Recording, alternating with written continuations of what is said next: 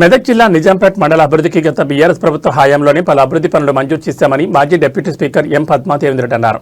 ఆదివారం మండల కేంద్రంలో పర్యటించారు. ఈ సందర్భంగా మాట్లాడుతూ మాజీ ముఖ్యమంత్రి కేసీఆర్ పాలనలో గ్రామాలు, పల్లెలు అన్ని రంగాల్లో అభివృద్ధి చెందాయని పేర్కొన్నారు.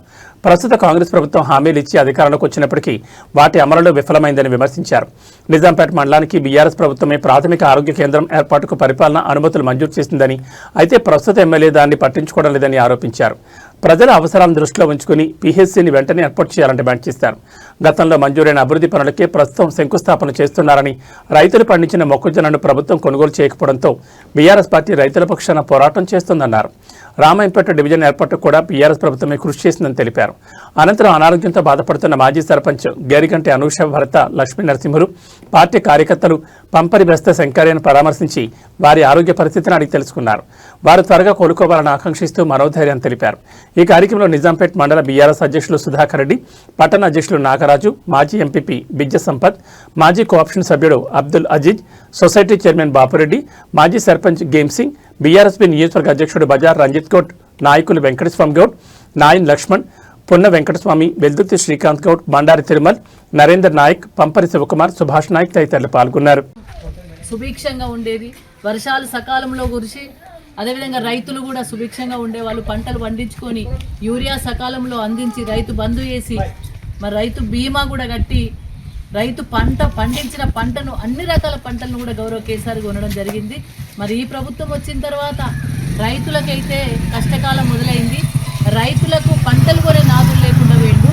మొన్నటి వరకు జొన్నలు కొనలేక అవస్థ పడుతూ ఉంటే బీఆర్ఎస్ పార్టీ ధర్నా చేసింది కాబట్టి బీఆర్ఎస్ పార్టీ కలెక్టరేట్ ముందు కూర్చొని ధర్నా చేసి డిమాండ్ చేసినాం కాబట్టి ఆ జొన్నలు కొనడం జరిగింది.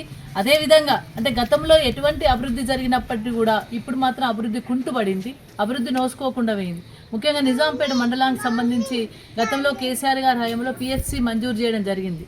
దానికి ప్రొసీడింగ్ కాపీ కూడా ఇవ్వడం జరిగింది. కానీ ఈ ఎమ్మెల్యే గారు వచ్చిన తర్వాత ఇప్పటి వరకు మరి ఆ ప్రొసీడింగ్ కాపీ వచ్చింది. పిహెచ్సి సెంటర్ ప్రారంభించుకోవాలంటే మరి ఇక్కడ ఇప్పుడు మనం దాన్ని ప్రారంభించుకునే అవకాశం ఉంది కాబట్టి పిహెచ్సి సెంటర్ తెస్తా అని ఇప్పటి వరకు కూడా అనట్లేదు. అంటే ఆల్రెడీ మంజూరైన పిహెచ్సి సెంటర్ను కూడా వాళ్ళ గవర్నమెంట్లో దాన్ని తేకుండా పోయింది. అదేవిధంగా రామాయణపేట మండలానికి సంబంధించిన ఏదైతే డివిజన్ అంటే రామాయణపేట డివిజన్కి సంబంధించిన నిజాంపేట్, రామాయణపేట్, నార్సింగి, అదేవిధంగా శంకరంపేట ఈ 4 మండలాలకు సంబంధించిన డివిజన్ కూడా రామాయణపేటలో ఏర్పాటు చేయడం జరిగింది. కానీ రామాయణపేటలో ఏర్పాటు చేసిన డివిజన్ కూడా ఇప్పటివరకు గెజిట్ లేదు. అప్పుడేమో ప్రారంభించినాం, కనీసం దాన్ని గెజిట్ చేయించుకోలేకపోయింది, దాన్ని తిరిగి ప్రారంభించుకోలేకపోయిండు. కేసీఆర్ ఏమో తీసుకొచ్చి అభివృద్ధి చేసి అన్ని రకాల ప్రజలకు అందుబాటులో ఉండి చేస్తే ఇప్పుడున్న ప్రభుత్వం ఇప్పుడున్న ఎమ్మెల్యే గారు మాత్రం ఇక్కడికి ఆఫీసులు ఓడే ఉన్నది, డివిజన్ ఓడే ఉన్నది, పిహెచ్సి సెంటర్ కూడా. నిజాంపేటకు మంజూరైన పిహెచ్సి సెంటర్ ఎక్కడ? పిహెచ్సి సెంటర్ అయితే కావాలి కదా. ఆల్రెడీ ఇక్కడ కష్టం ఉంది, హాస్పిటల్ దవాఖానా దర్దాపుల్లో లేదు కాబట్టి ఇబ్బంది ఉందని చెప్పేసి కేసీఆర్ హయాంలో మేము పిహెచ్సి సెంటర్ మంజూరు చేయం. నిజాంపేట మండలం చేసినాం, నిజాంపేటకు పిహెచ్సి సెంటర్ కూడా మంజూరు చేసినాం. కానీ ఇప్పటివరకు అయితే పిహెచ్సి సెంటర్ను మరి అది ఎక్కడ పోయిందో దొరకలేదు. పిహెచ్సి సెంటర్నే గాయబ్ చేసిండ్రు.